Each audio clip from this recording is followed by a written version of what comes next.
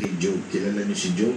Si Job po yung nasa Bible na kung saan I love you. May instance po. I love you.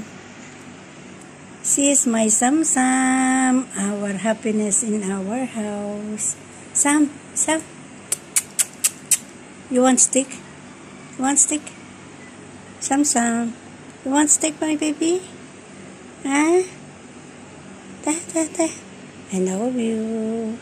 I hope it.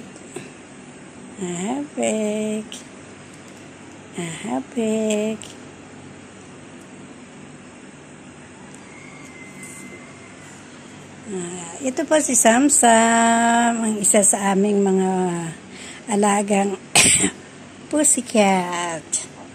Meron pa pong isa, si Lexis. Sam.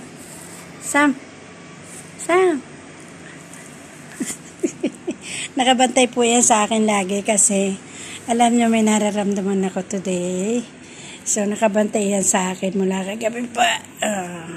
I love you, baby. I love you. I love you, baby. Tahimik din po siya katulad ni Bessie. Ni Hasun. Meron po ako isang gangster dito. Si Lexis. Lexis! Nasaan si Lex? Tawag mo si Lex. Pareho po silang babae. Tawag mo si Lex, baby. Lexis! Lex! Saan ka?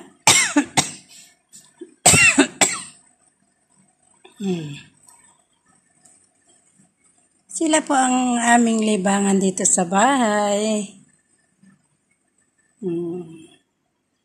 Dalawa po yan. Si Lexis. Bigay po ito ni Anthony sa amin. Anthony na aking pamangkin. Tuwan-tuwa nga si Sophie nang nakita. Lalong tuwan-tuwa siya kay Lexis. Lex!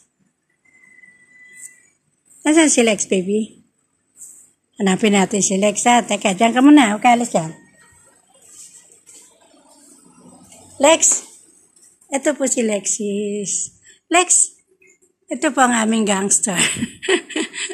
Yan. Lexis! Lex! Parang aso po ito kahit ano kinakain. Nakikisabay po siya sa aking mga aso. Sa loob lang po sila ng bahay. Ang kakilala lang po nilang aso yung mga puti. Yung mga maliliit kong aso. Lexis! Great ka? Cute! You're cute! You're cute, yeah, baby. I love you. Love you. Gangster po ito. Kapal lang mukha na parang ako lang din to. No. Laksusi. Diyan ka sa ate. Ate! Diyan ka sa ate mo. Minsan po magkaaway silang dalawa. Ayan, binanato na. Malis ka dyan. Sabi niya, malis ka dyan. Place ko to. Lugar ko to. Naaway ka ng ate? Diyan kayo. Yan. Diba? Ito ate. Ba't may naaway si Lexis? Minsan magkaaway sila, minsan magkasundo sila. Tabi-tabi kaming natutulog sa gabi. Hindi lang kami magkakahiwala. Lex, nanonood ka rin? Nanonood ka ba? Nanonood ka? Alis ka na rin? Kahit po ano kinakain ito. Tapos pagtakbo ng aso namin dito sa loob, nakatakbo din siya.